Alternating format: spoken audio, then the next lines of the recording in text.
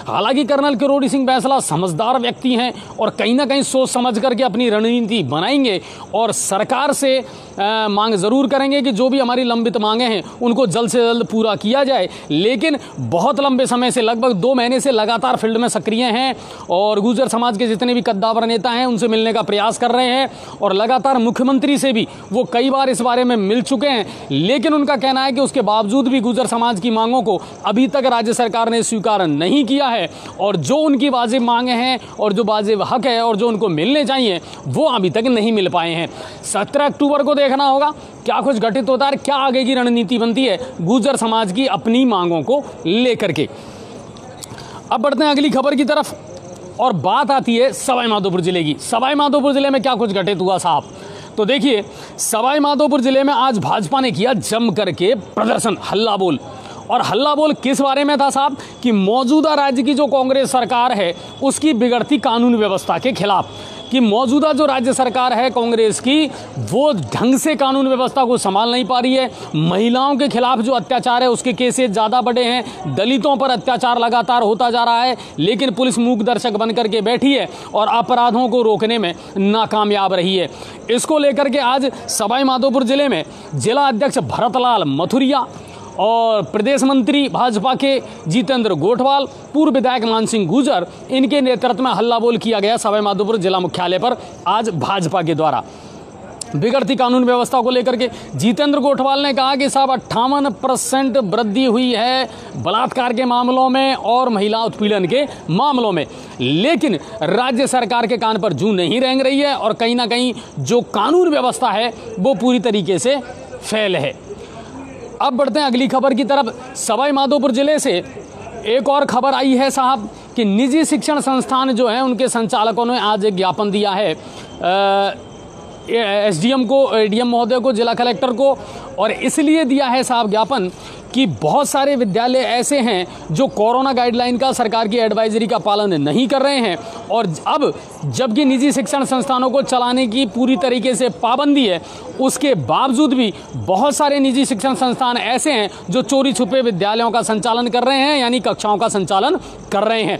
इसको लेकर के आज ज्ञापन दिया गया है और ज्ञापन में ये कहा गया है कि साहब इन निजी शिक्षण संस्थानों के खिलाफ कार्रवाई की जाए। वैसे एक बात और मैं बता दूं, शाम होते होते हमारे पास में खबर आई है कि जिला शिक्षा अधिकारी ने ये आदेश दे दिए हैं, और आदेश ये दिए हैं साहब कि अब निजी शिक्षण संस्थान जो हैं वो कोरोना एडवाइजरी का पूरी तरीके से पालन करेंगे और कोई भी निजी शिक्षण संस्थान जो है वो अब कक्षाओं का संचालन नहीं करेगा। ये सख्त आदेश जिला शिक्षा अधिकारी ने आज शाम होते होते निकाल दिए हैं, जारी कर दिए हैं। सवाई माधोपुर से अगली खबर यह है, मौन सत्याग्रह का आह्वान हुआ है साहब।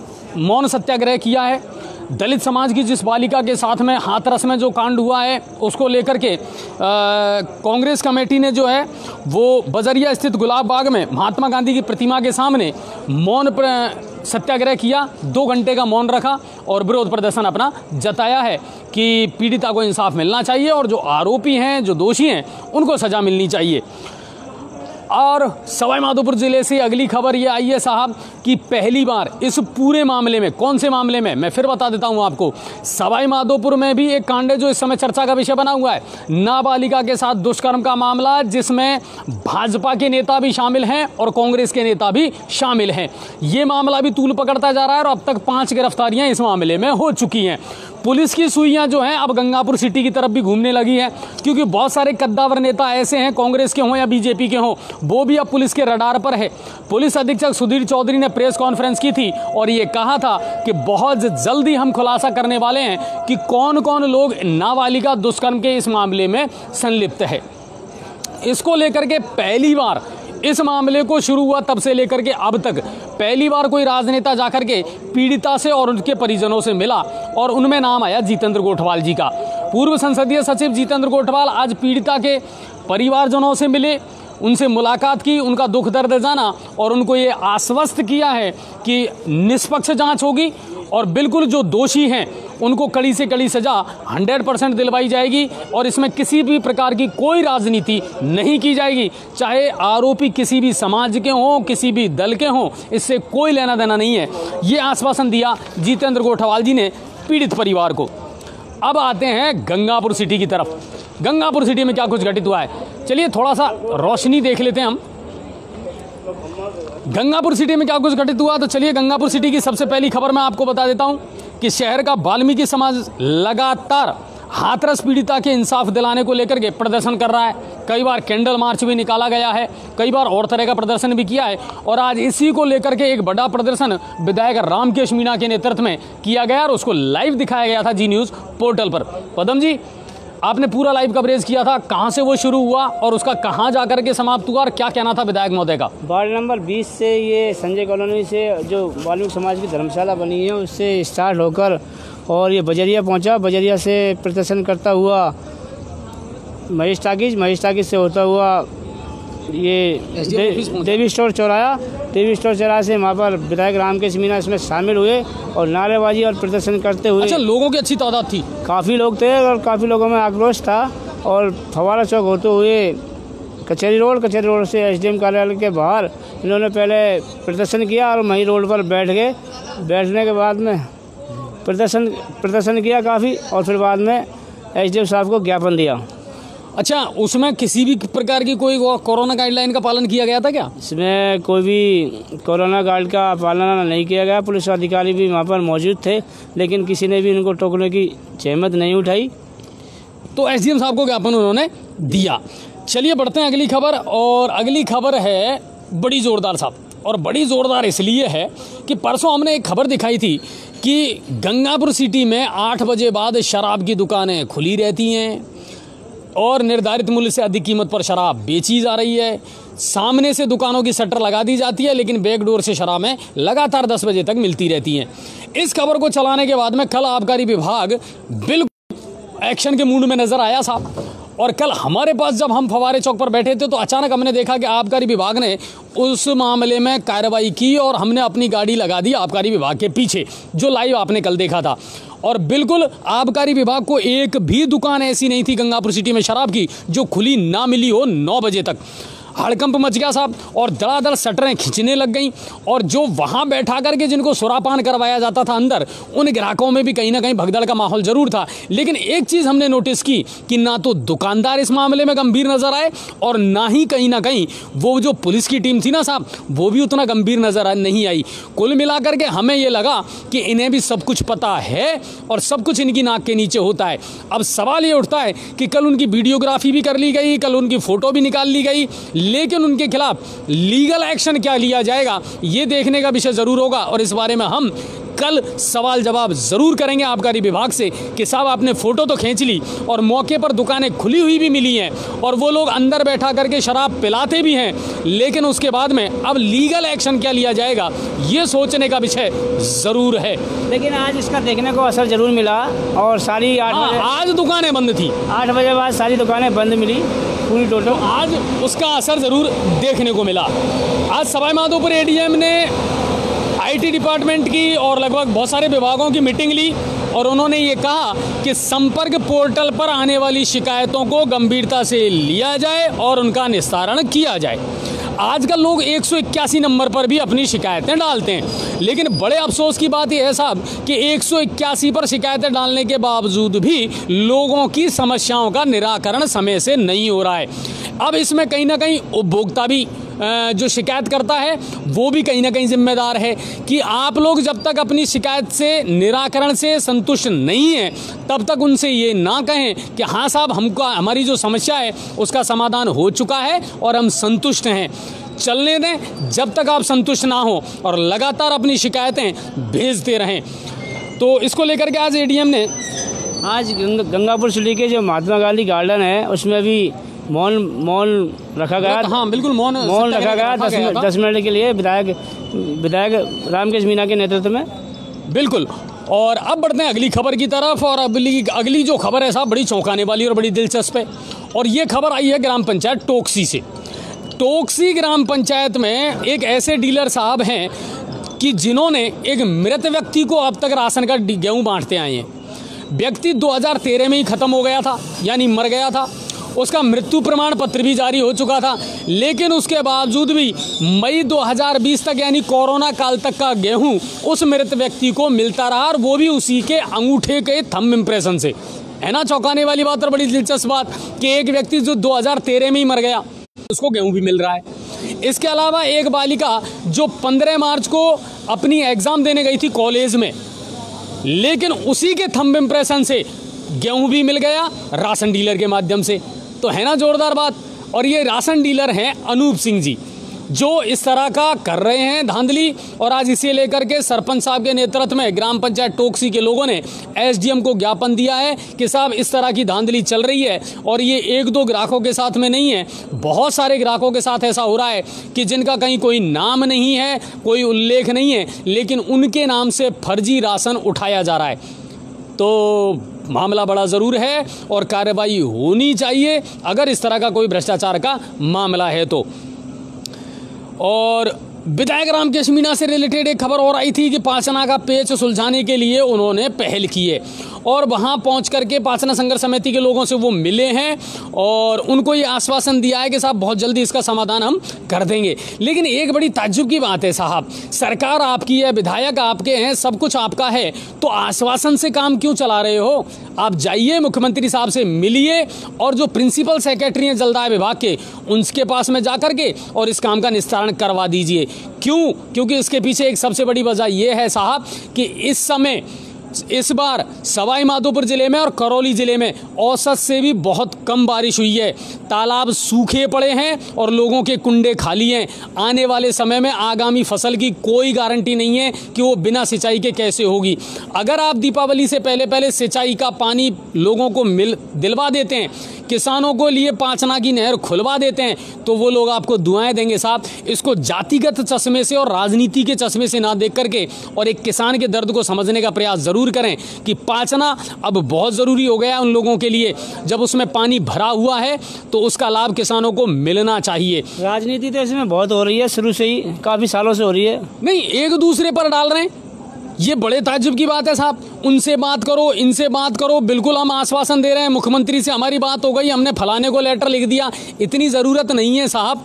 प्रिंसिपल सेक्रेटरी से मिलिए और 2 टप्पे में बात कीजिए। आप जितने भी विधायक हैं, चाहे वो करौली के हों, चाहे सपोटरा के हों, चाहे आप हैं, चाहे टोडा भीम विधायक हों, जाइए प्रिंसिपल सेक्रेटरी से मिलिए। क्योंकि ये सिर्फ एक जिले की नहीं, करौली और सवाई माधोपुर दोनों जिलों के किसानों के लिए सबसे बड़ा वरदान साबित होने वाली है साहब। और दीपावली से पहले किसानों को पानी मिलना ये उनका बुनियादी हक है, क्योंकि सिंचाई के लिए अब किसान आसमान की तरफ देख रहा है और धरती सूखी पड़ी हुई है साहब और पानी नहीं है सिंचाई के लिए। बड़ा मुद्दा ज़रूर है कि उस व्यक्ति की आंख में आंसू नहीं आना चाहिए जो दूसरों का भरण पोषण करते हैं। तो विधायक महोदय से हमारी रिक्वेस्ट रहेगी कि सर प्लीज़ आप इस मुद्दे को पूरे पुरजोर तरीके से उठाइए और पूरी गंभीरता के साथ उठाइए। यदि वाकई में आप गंभीर हैं और आप चाहते हैं कि पाचना का पानी जो है वो सबको मिले, तो ये बात है। राजकीय चिकित्सालय में अव्यवस्थाओं का आलम देखने को मिल रहा है पदम जी, और आपने सुबह लाइव भी दिखाया था। इसके अलावा हमारे पास भी शिकायत आई है कि साहब डिलीवरी रूम जो है वहाँ गंदगी का भी आलम है। और दूसरी बात कि डिलीवरी रूम में रहने वाला जो कर्मचारी है, चाहे नर्सिंग स्टाफ है, चाहे कोई भी है, वो आसानी से भर्ती नहीं करते पेशेंटों को। बिल्कुल अस्पताल का हाल बेहाल है। इस मामले में हमने आज एसडीएम साहब से भी बात की थी और लाइव भी दिखाया था। आप देख सकते हो, अगर कोई आम आदमी अगर वहाँ पर जाए तो कम से कम 6 घंटे उसके चाहिए इलाज के लिए। पहले तो 2 घंटे तो लगेंगे आपको पर्ची कटवाने के लिए, और फिर बाद में 2 घंटे नंबर आएगा डॉक्टर को दिखाने के लिए, और फिर 2 घंटे आपको जब दवाई लेने जाएंगे तो 2 घंटे लाइन में लगना पड़ेगा दवाई की में, जब जाके आपको वहाँ से चूरन की पुड़िया मिलेगी। कुल मिला करके है कि 10 रुपये के पीछे आपको पापड़ बहुत बेलने पड़ेंगे साहब। तो ये जो अव्यवस्थाओं का आलम है गंगापुर राजकीय चिकित्सालय में, इस पर प्रशासन को ध्यान देना पड़ेगा सर, क्योंकि आउटडोर जो है वो लगातार बढ़ता जा रहा है। सर्दी का सीज़न शुरू हो चुका है और अब इस तरह के पेशेंट ज़्यादा आ रहे हैं और ये कहीं ना कहीं कोरोना की दस्तक का एक नया अध्याय शुरू होने वाला है।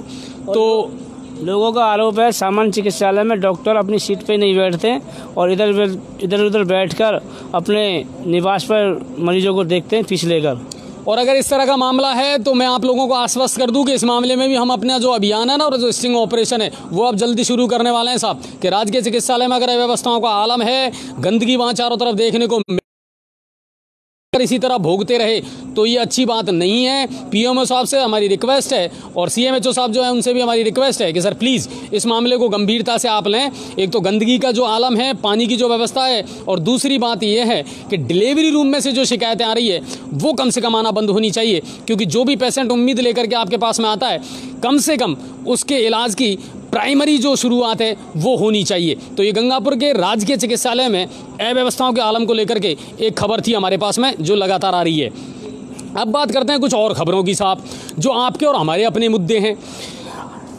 पदम जी, बड़ा जोरदार एक मुद्दा आया है साहब कि पहले बिजली विभाग 2 महीने की बजाय 1 महीने में बिल भेजने लग गया और अब 1 महीने की बजाय 15 दिन में बिल आने लगे। और ये कहना है मुख्य बाजार के दुकानदारों का, और उनके पास सबूत भी थे कि साहब गत पठन बढ़ा दी, टेंशन बढ़ा दी। मैंने हालांकि उनको कहा था कि आप एविडेंस हमें दीजिए और कुछ दुकानदार मिलकर के बिजली विभाग जाइए, लेकिन बड़े अफसोस की बात है साहब, ये लोग हम तक तो शिकायत कर देते हैं मगर संबंधित अधिकारियों तक जाने में पता नहीं उनको क्यों जोर आता है। और जब आप लोग मुद्दे नहीं उठाएंगे ना तो मीडिया भी आपका साथ बिल्कुल नहीं देगा, ये मैं साफ तौर पर आपसे कह रहा हूं। इसके अलावा एक मामला और है कि सीवरेज वाले जो काम कर रहे हैं उसके लिए जो विद्युत चाहिए, लाइट चाहिए,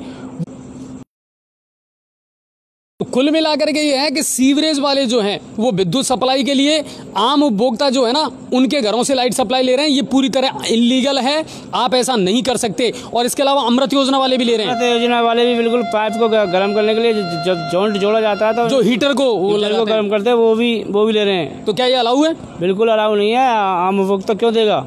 नहीं, बिल्कुल। और मेरी आम उपभोक्ताओं से अपील है सर, प्लीज़ आप अपने यहाँ से कोई भी विद्युत सप्लाई इन लोगों को ना दें। इनके पास में जो करोड़ों का बजट है ना उसमें ये सारी चीज़ें शामिल है साहब, और ये इनको करना पड़ेगा, ये इनकी रेस्पॉन्सिबिलिटी है। तो ये बात है।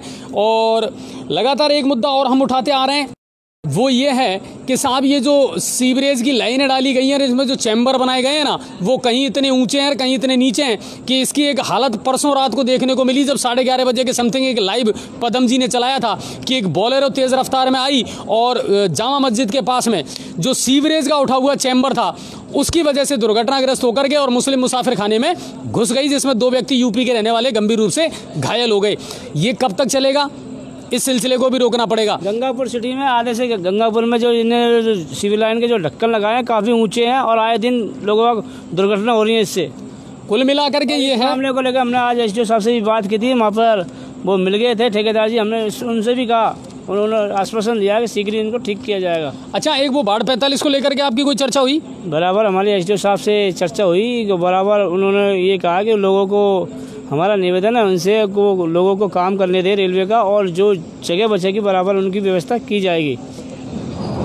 तो बाढ़ 45 के लोगों को हम भी आश्वस्त करना चाहेंगे कि इस मुद्दे को हम छोड़ नहीं रहे हैं। बिल्कुल ध्यान रखिए, हमारी बराबर नज़र बनी हुई है इस मुद्दे पर। अब एक और मामला आया है साहब गांव टोटोलाई से कि उन लोगों ने 1 महीने पहले भी लगभग ज्ञापन दिया था कि चारागाह की सैकड़ों बीघा जमीन ऐसी है जिस पर दबंगों ने अतिक्रमण कर रखा है, कब्जा कर रखा है, और अब वो लोग वहां पर खेती कर रहे हैं। बड़े ताज्जुब की बात यह है साहब कि जानवरों के चरने के लिए जो चारागाह हैं लोगों ने उनको भी नहीं छोड़ा और अब तो शमशान घाटों पर भी लोग अतिक्रमण करने लग गए। मैं ऐसे लोगों से कहना चाहूँगा कि थोड़ी सी शर्म करो कि कम से कम जिंदा जब वो लोग थे तब उनको सुकून नहीं लेने दिया, अब जब वो मर गए और कब्र में चले गए तब तो कम से कम उनको सुकून लेने दें। तो इस तरह की हरकतें ना करें। और प्रशासन से मेरी रिक्वेस्ट है कि एसडीएम साहब और तहसीलदार साहब इस मामले को ज़रूर देखें कि टोटोलाई का ये मामला है और सैकड़ों बीघा चारागाह की जो ज़मीन है उस पर कुछ लोगों के द्वारा अतिक्रमण कर लिया गया है। ये लोग पहले भी आपको ज्ञापन दे चुके हैं, तो इस मामले में ज़रूर समाधान होना चाहिए और कार्रवाई होनी चाहिए।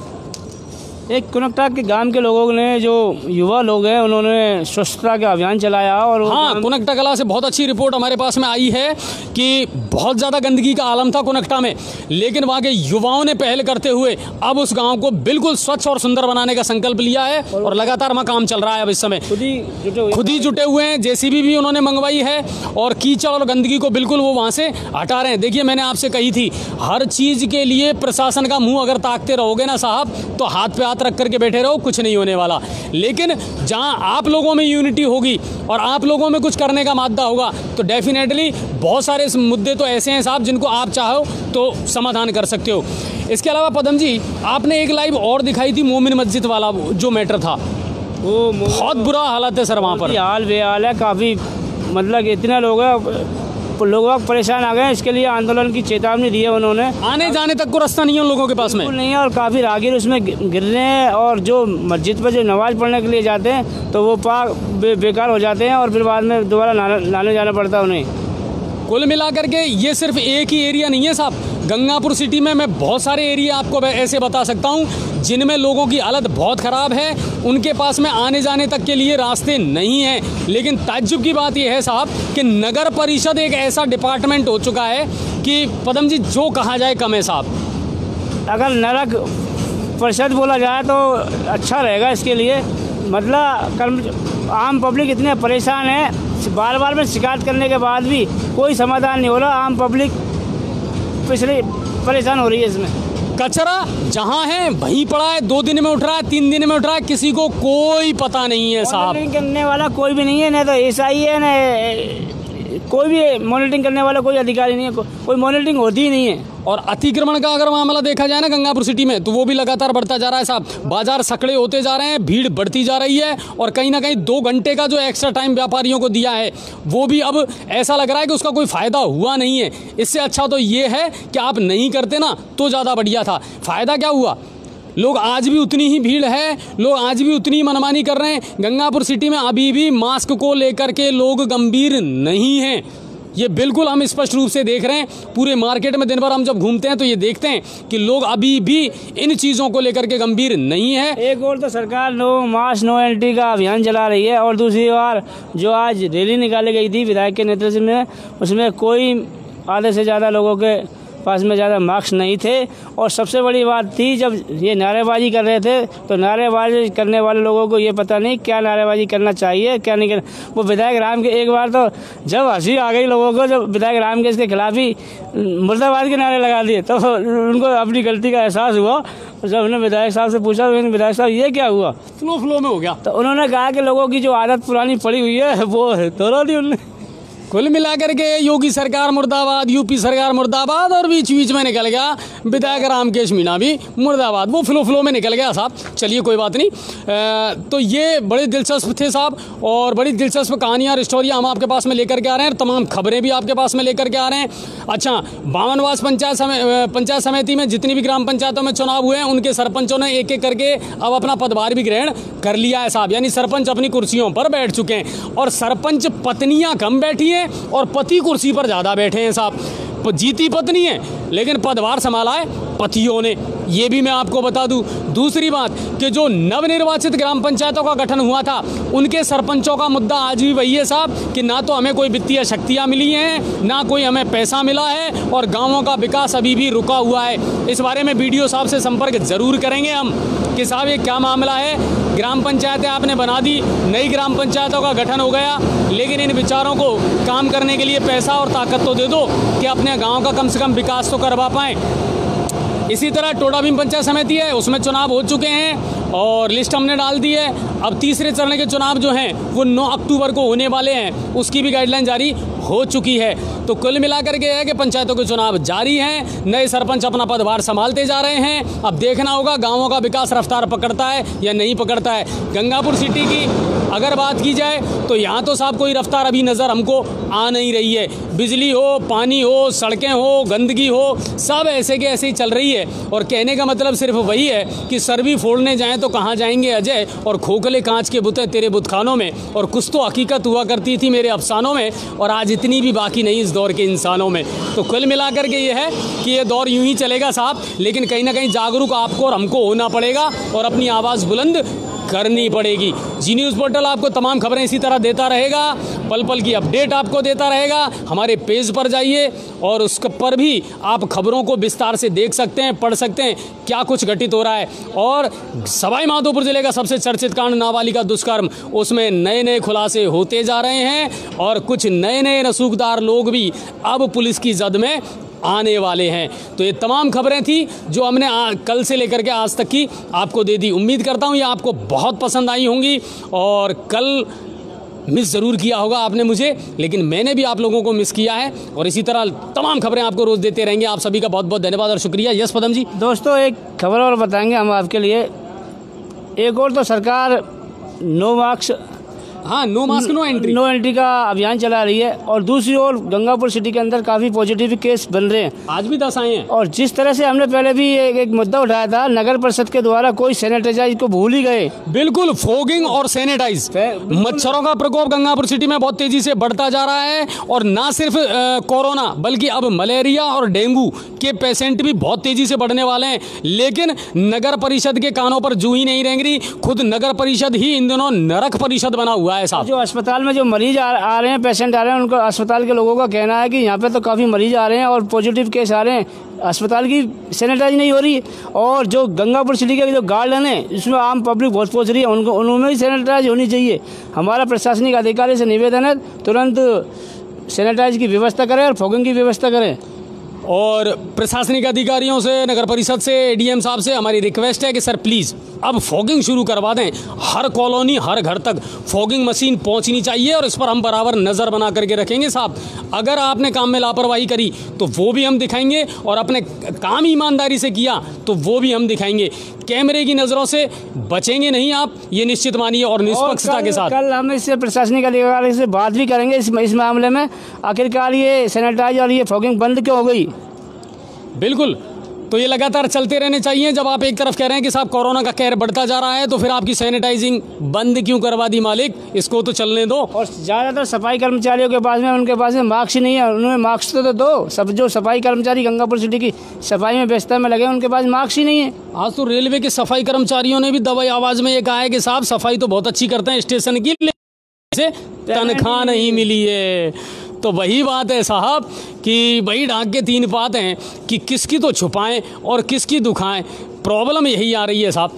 चलिए, लेकिन इन मुद्दों को हम लगातार उठाते रहेंगे, और आम आदमी से जुड़े ये मुद्दे हैं साहब, और ये आम आदमी कब तक आम रहेगा, कभी तो खास बना दो साहब, ये रिक्वेस्ट रहेगी हमारी। और जी न्यूज़ पोर्टल को इसी तरह देखते रहें, खबरों को ज़्यादा से ज़्यादा शेयर ज़रूर करें पेज पर जाकर के, और खबरों को विस्तार से ज़रूर देखें। आप सभी का बहुत बहुत शुक्रिया और बहुत बहुत धन्यवाद, और दिन भर की हमारी तमाम लाइव और न्यूज़ वगैरह को आप देखते रहें। आप सभी का बहुत बहुत शुक्रिया। जय हिंद और जय भारत।